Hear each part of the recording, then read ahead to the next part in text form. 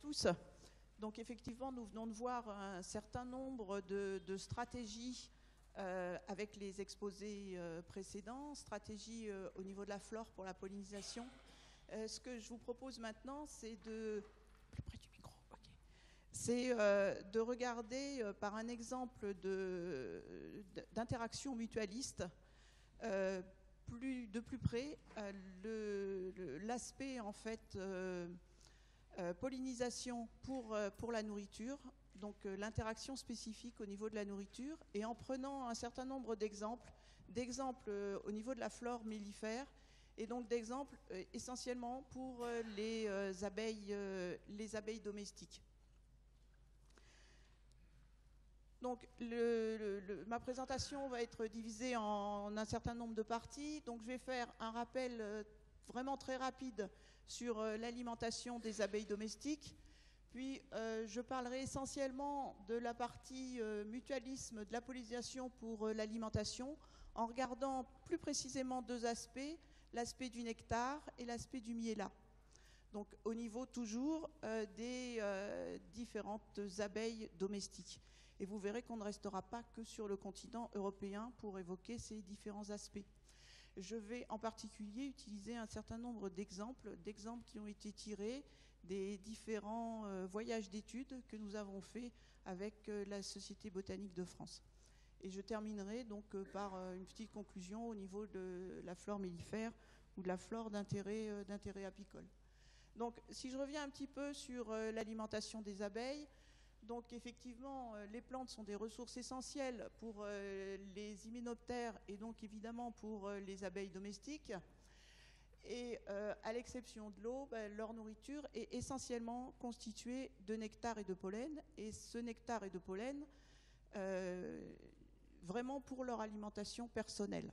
Bien évidemment, nous, on a une exploitation apicole particulièrement intense au niveau des abeilles domestiques, mais l'intérêt de cette interaction entre les fleurs et les abeilles domestiques, c'est vraiment pour leur nourriture propre, dans un premier aspect.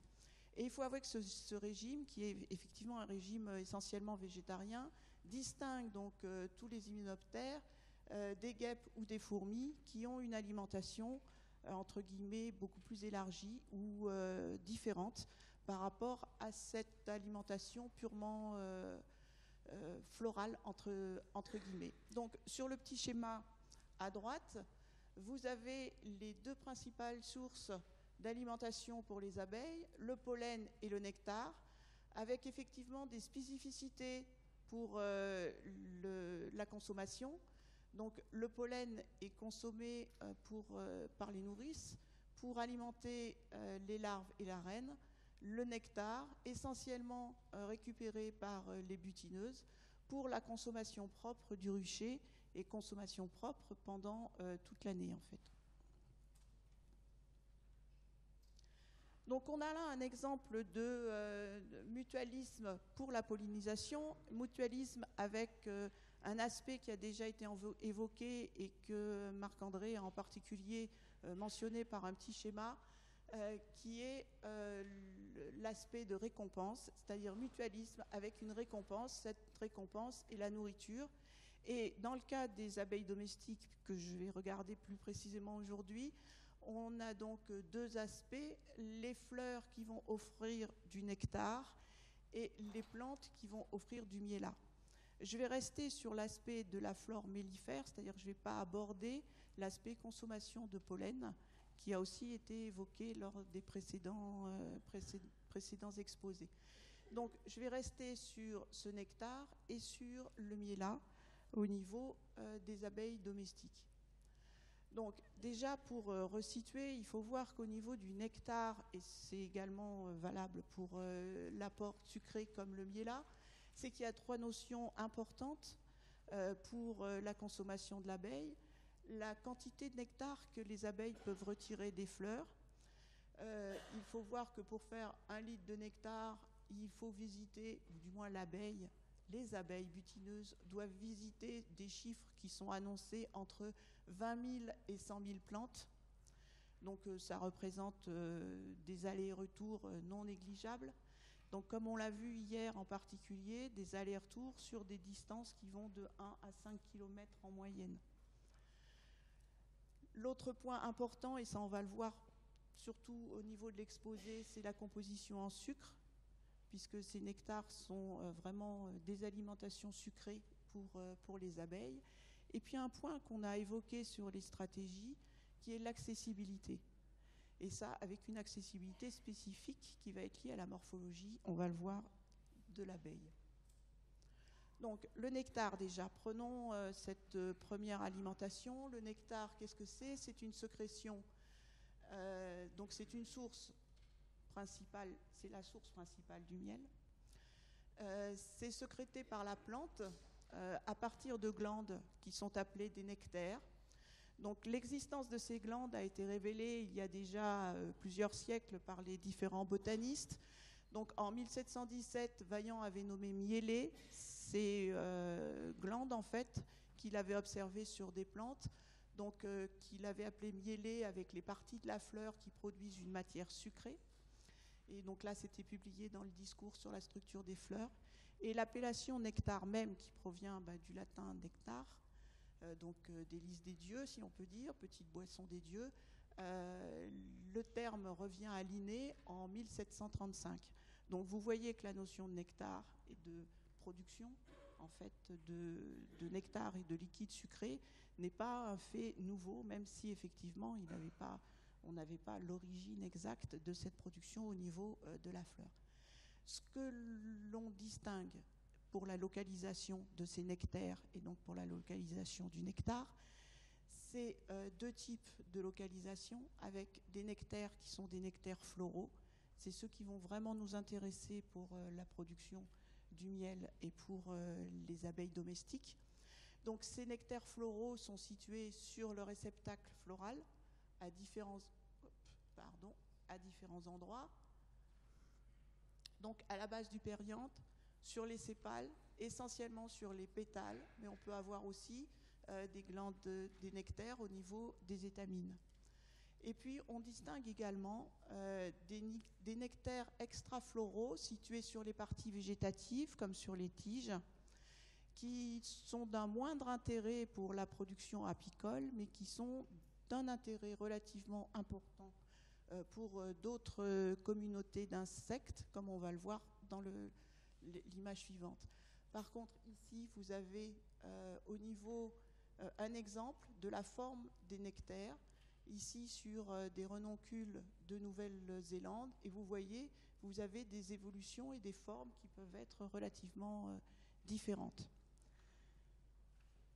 Donc, je vous parlais des nectaires extrafloraux. Vous avez ici un exemple avec une plante guyanaise qui est un Cecropia, donc qui a une association extrêmement importante, donc avec des fourmis donc dites myrmécophiles, et il y a donc une interaction entre la plante et puis ce qui abrite cette colonie de fourmis, donc attirée par des nectaires qui se situent tout au niveau des tiges. Donc une interaction qui permet en fait d'avoir une mutualisation réciproque, donc apport de nourriture contre en fait occupation de la plante par les fourmis, ce qui élimine en fait un certain nombre de parasites complémentaires qui peuvent venir détruire ou du moins dégrader la plante. À titre indicatif, ces sécrétions extrafloraux ont été relativement étudiées et assez bien étudiées pour toutes les plantes de la région guyanaise. Donc, maintenant, si on essaye de regarder quelles sont, et on revient sur la flore mellifère, quelles sont en fait les familles végétales qui peuvent être d'un intérêt non négligeable au niveau de la production de nectar. On a bien sûr les myrtacées. Là, vous avez un exemple avec une myrtacée d'origine australienne, avec des nectaires qui sont situés effectivement sur la corolle. Donc là, vous avez l'aspect de la fleur, une coupe, et des nectaires qui sont situés ici, avec une sécrétion abondante qui vous donne cet aspect très luisant que l'on a sur ces fleurs, donc qu'on trouve aussi chez nous au niveau des fleuristes, qu'on appelle quelquefois wax. Et vous avez là la structure, l'aspect de surface en fait, au niveau du réceptacle, avec les différentes glandes pour la sécrétion, donc image en microscopie électronique à balayage. Ces sécrétions ont aussi été étudiées donc avec les différents transferts que vous pouvez avoir entre la sève, les différentes interactions au niveau cellulaire et la sécrétion donc, par le nectaire pour ces nectars sucrés. Pour la partie mellifère, ces myrtacées ont des intérêts, et pas seulement en Europe. On a ici l'exemple d'un miel de Nouvelle-Zélande, donc avec un miel qui localement est appelé miel de Manuka, qui est renommé pour ses propriétés anti-inflammatoires et cicatrisantes. Donc là, vous avez ici, c'est une myrtacée, donc vous voyez bien la structure de la fleur, ici tout le réceptacle avec effectivement un réservoir à nectar relativement important. Ce miel de Manuka qui peut atteindre des sommes non négligeables, même localement, est un des seuls miels avec un indice en fait de propriété, si on peut dire, avec des indices de propriété qui vont de la simple nutrition à des propriétés spécifiques. Plus près. Donc, autre exemple, si on change de famille, famille des fabacées. À droite, vous avez une plante qui est bien connue. Une plante qui est bien connue, trèfle blanc, qui est une des plantes mellifères les plus importantes pour la moitié nord de la France, avec des sécrétions relativement importantes de 0,2 à 0,5 mg par fleur et par jour, et des sucres aussi, avec une teneur en sucre relativement importante. Vous voyez aussi qu'on peut avoir des miels spécifiques, donc entre guillemets monofloraux, sur ce type de végétation et ces espèces végétales. L'autre exemple très connu que vous avez sur votre gauche, qui est le robinier faux acacia, donc dit miel d'acacia, qui est un miel produit maintenant partout dans les régions européennes. Ce qu'il faut savoir à titre anecdotique, c'est qu'en fait, c'est une plante entre guillemets introduite, qui maintenant dans certains coins peut être considérée même comme invasive. Et cette espèce était inconnue en Europe jusqu'au XVIIe siècle et a été rapportée de Virginie par botaniste Jean Robin, avec des premiers individus qui ont été plantés à Paris, place Dauphine, et qui ont généré la propagation qu'on sait au niveau de ce robinier faux acacia. Autre exemple, toujours en restant sur des familles, la famille des Lamiacées, donc avec tout ce qui va être thym, sarriette, sauge, etc. Avec là aussi des exemples de miel et de récoltes apicoles qui sont renommés au niveau de miel dits monofloraux. Donc le premier exemple que vous avez à droite, c'est une espèce de thym qu'on trouve en particulier sur l'île de Malte, qui est très répandue dans toutes les garrigues côtières de l'île de Malte, et qui vous donne un thym spécifique qui est appelé miel de Gozo, qui est une des petites îles de Malte, donc qui est une espèce Trimbra capritata. L'autre, toujours dans le domaine plutôt méditerranéen, l'autre exemple, c'est tout ce qui concerne les thym, en particulier avec le Maroc, où il y a une exploitation apicole importante au niveau des miels de thym, miel de thym et exploitation qui conduisent aussi à des transhumances, c'est-à-dire que les apiculteurs, en particulier dans la région de Marrakech, vont déplacer les ruches pour avoir des miels monospécifiques, monofloraux en fait, avec ces thym. Le Maroc est un pays extrêmement riche en espèces diverses et variées de thym, puisqu'on peut avoir plus de 14 espèces de thym différentes sur la région marocaine, en particulier sur le Haut Atlas occidental, avec la moitié d'endémiques. Donc là, je vous ai donné des exemples de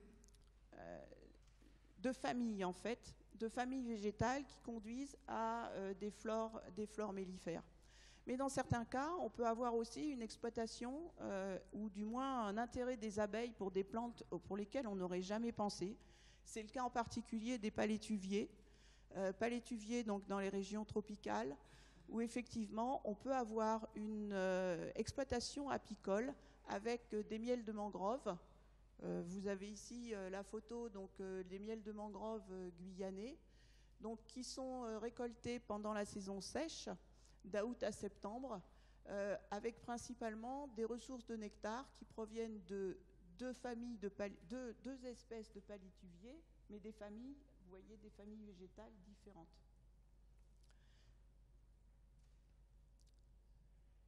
Donc, pour ces mêmes espèces, si cette fois-ci je reviens sur les interactions mutualistes avec l'abeille domestique, sur ces mêmes espèces d'intérêt apicole, vous voyez qu'on a une spécificité florale, c'est-à-dire qu'effectivement, on a les abeilles viennent butiner et récolter essentiellement sur des plantes ou sur des fleurs, avec des surfaces planes, des corolles ouvertes et des structures qui sont symétriques, donc qui sont liées à leur organisation et à leur vision.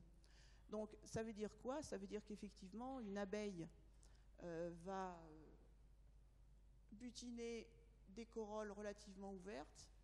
Elle ne s'intéressera à des cloches qu'à partir du moment où elle aura l'accessibilité, donc pas trop profond. Par contre, tout ce qui est corolle, même si c'est très riche en nectar, corolle vraiment tubulaire, allongée, en forme de cloche vraiment allongée ou avec des éperons, ne seront pas butinées par les abeilles.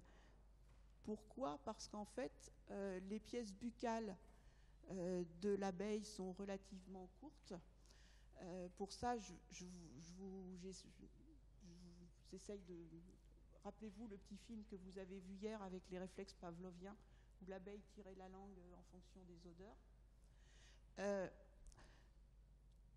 Donc ici, vous avez un schéma avec effectivement une pièce buccale qui est une langue qui n'est vraiment pas très longue, qui n'a rien à voir avec ici Petit Papillon Bonne Nouvelle que vous voyez, qui lui peut se permettre d'aller dans des corolles beaucoup plus profondes. Ou alors, l'autre stratégie qui n'est pas du tout adaptée à l'abeille, c'est que les pièces buccales ne permettent pas non plus de déchiqueter ou de perforer les corolles, comme l'exemple que vous avez ici sur l'aconite, où là, en fait, le nectar est récolté par un bourdon pillard qui, lui, vient perforer la corolle pour, en fait, après, récupérer le nectar. Donc, je vais peut-être avancer un petit peu plus vite. Donc, ce nectar, en fait, il est riche en sucre. Donc, il contient, c'est vrai, de l'eau, comme je vous l'ai mentionné tout à l'heure, 40 à 80% d'eau, mais il contient entre 7 et 60% de sucre. Et sa composition est variable. Elle est variable selon les espèces végétales, mais elle est variable aussi selon les conditions climatiques. Et en fait, il y a deux écoles, si je pourrais dire, qui proposent deux différences d'origine de ces compositions de nectar différentes, qui sont expliquées soit par un processus de sécrétion des nectars qui contrôlerait la composition chimique du nectar, et là on aurait une spécificité en fait des espèces végétales, soit les constituants du nectar reflèteraient la composition chimique de la sève élaborée, et là on aurait un impact direct en fait des conditions climatiques ou des conditions édaphiques de l'endroit où la plante en fait se développe. Donc la durée de sécrétion des nectars est variable, mais en général c'est quelques heures dans la journée. Il y a des exceptions comme l'élébore où effectivement on peut avoir une sécrétion sur une semaine. La quantité par contre, vous avez vu que de par la forme de la fleur, c'est infime.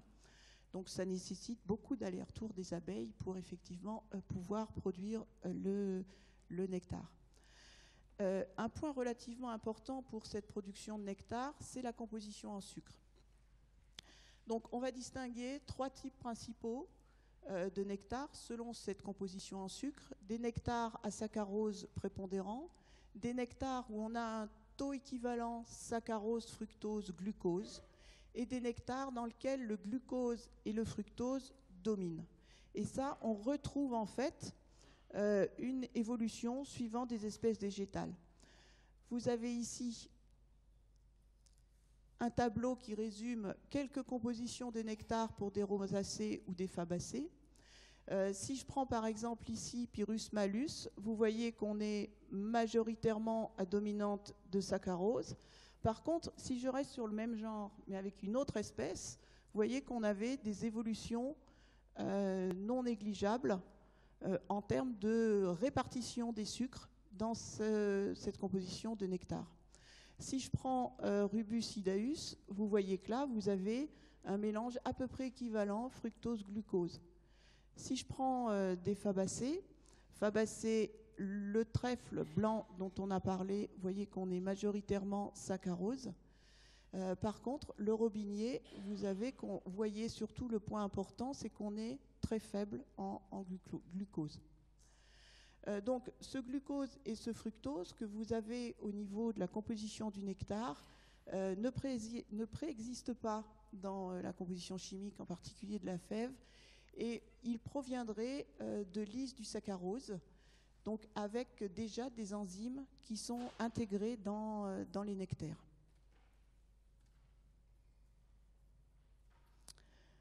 Donc la transformation du nectar en miel est réalisée par les abielles ouvrières à partir du jabot.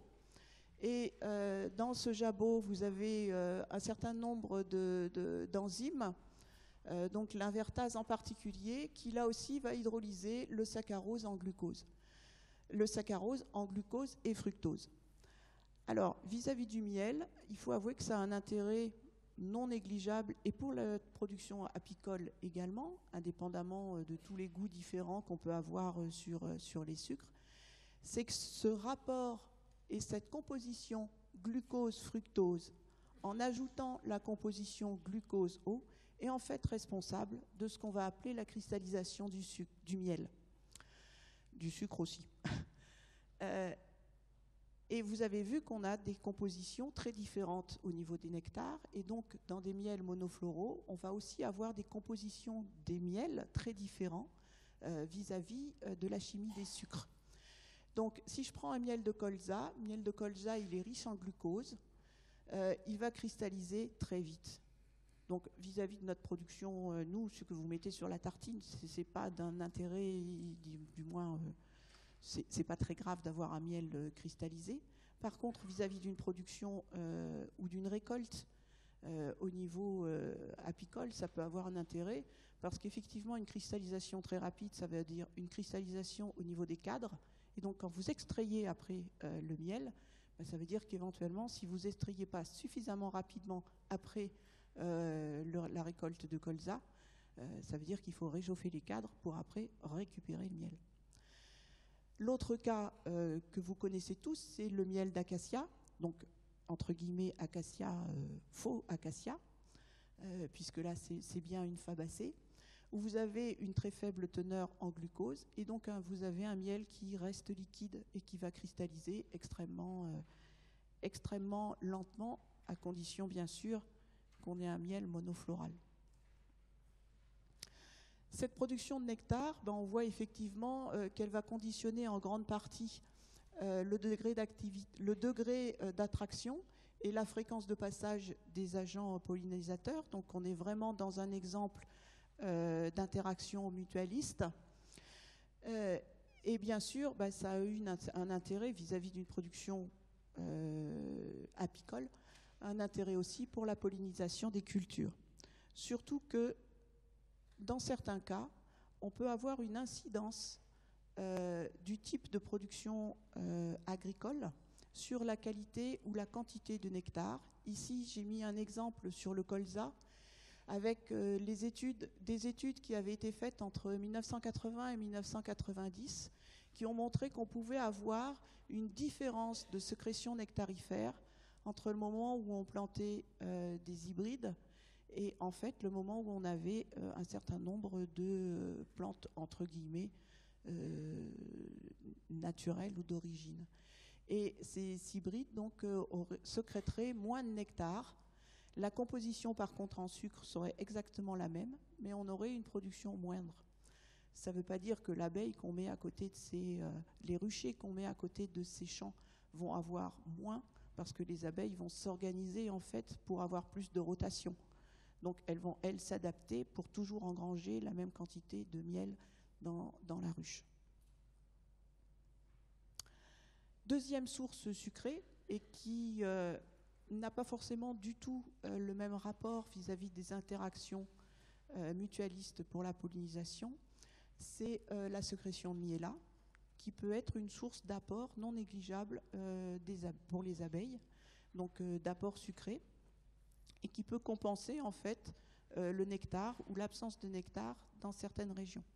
Donc vous connaissez tous les miels de sapin qu'on a dans les Vosges, qui est en fait un miel de nectar. Donc ce nectar, miel de miella, je vais y arriver. Donc ce miel-là, c'est en fait une sécrétion qui est une sécrétion d'origine animale, c'est-à-dire qu'on a un certain nombre de petits hyménoptères qui vont être capables de sucer la sève, qui vont la transformer.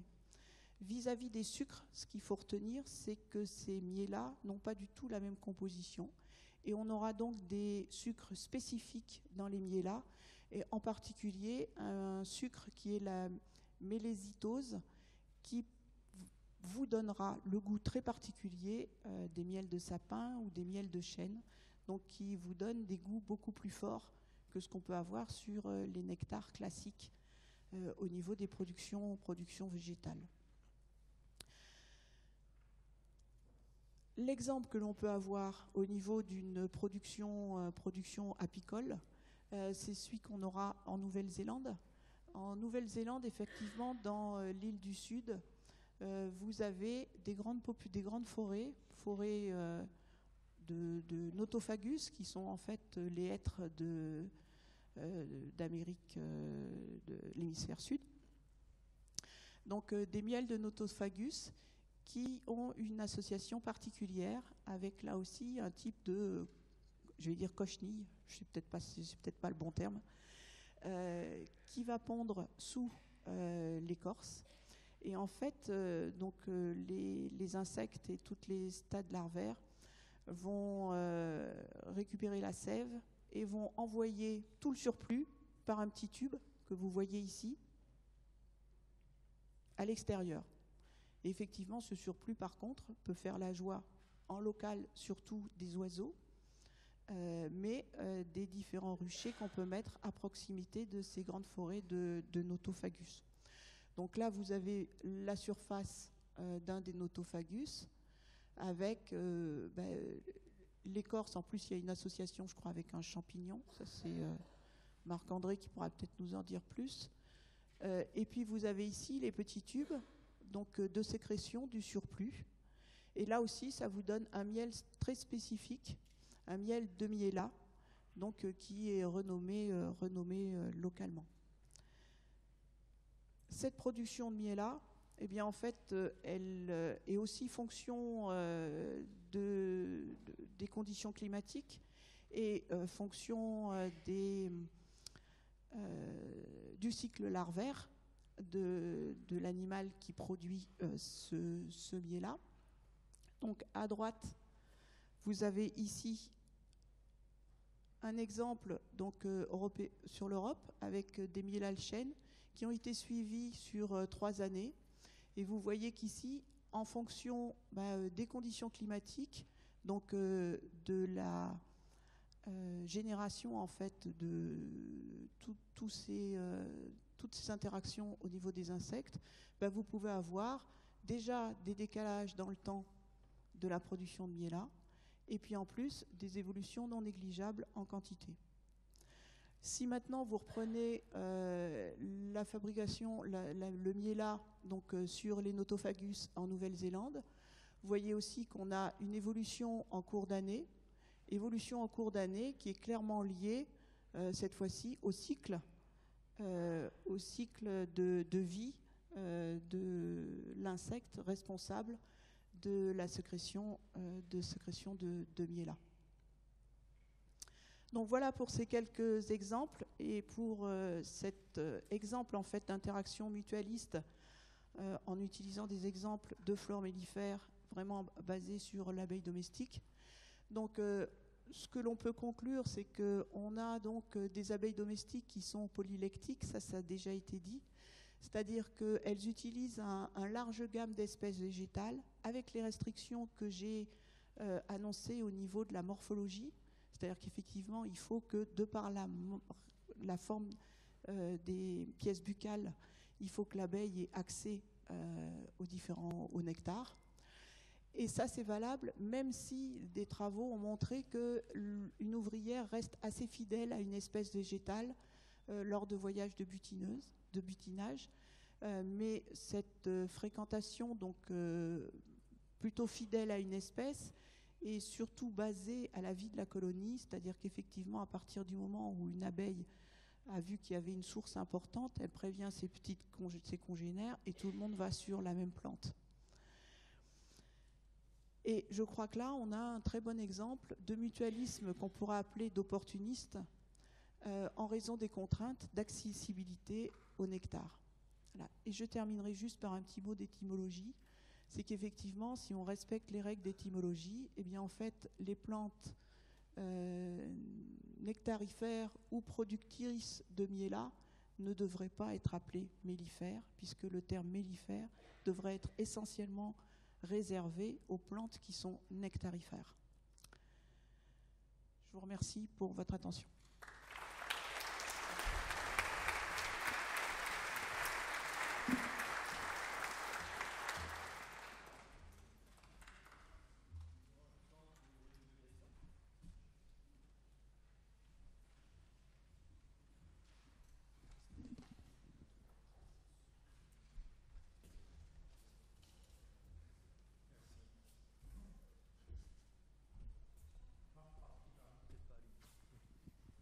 Oui, ce n'est pas vraiment une question, c'est juste une remarque que je me permets de présenter, qui se rapporte au miel de Leptospermum de Nouvelle-Zélande, le miel de Manuka, qui est, d'après l'équipe qui commercialise ce produit, susceptible de combattre le staphylocoque doré.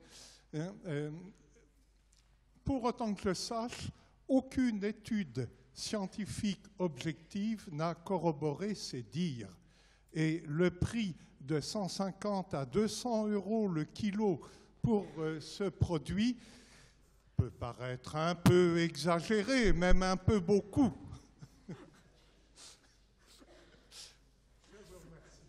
Oui, donc effectivement, vous avez vu qu'il y a différents indices et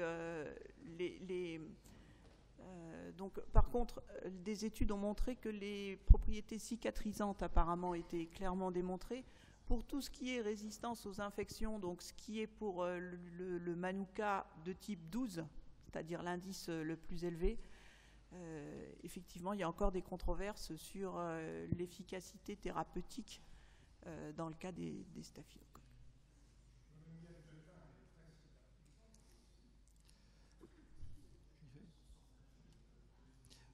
Raphaël Villert, apiculteur. Mais il n'y a pas d'études.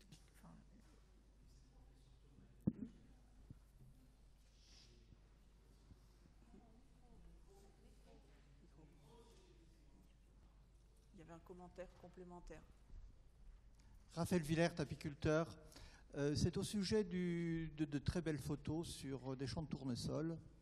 Donc cette belle assemblée a dû comprendre que c'était une source considérable de nectar et de miel finalement, que ce soit pour le colza, vous en avez parlé, mais que ce soit également pour le tournesol aujourd'hui.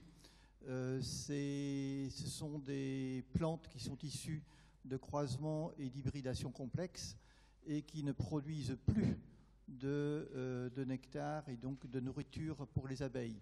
Ce qui est donc aujourd'hui un des problèmes extrêmement importants pour les abeilles, c'est le déficit de nourriture et entre autres provoqué par des semences, donc des plantes issues de croisements et d'hybridation complexes. Donc là, je suis loin d'être spécialiste en agronomie. Là, j'ai montré un exemple en fait au niveau du colza. Je sais que dans la littérature, il y a les mêmes études vis-à-vis du tournesol. Donc je pourrais reprendre les différentes publications, mais là, je ne les ai pas en tête.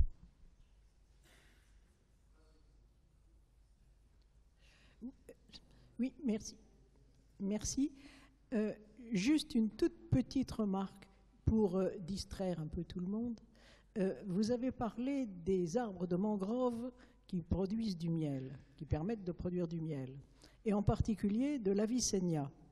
L'Avicennia, ce qu'on appelle aussi le palétuvier blanc. Pourquoi blanc?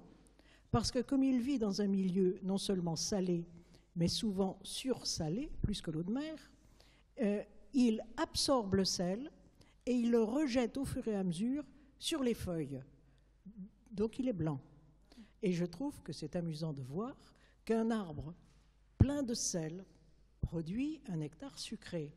D'autant plus que lorsqu'une abeille est fatiguée, si elle se pose sur la feuille près de la fleur, il faut qu'elle aime le sel. En revanche, le palétuvier noir, c'est le Rhizophora, qui n'absorbe pas le sel, il le bloque au niveau de l'absorption dans les racines.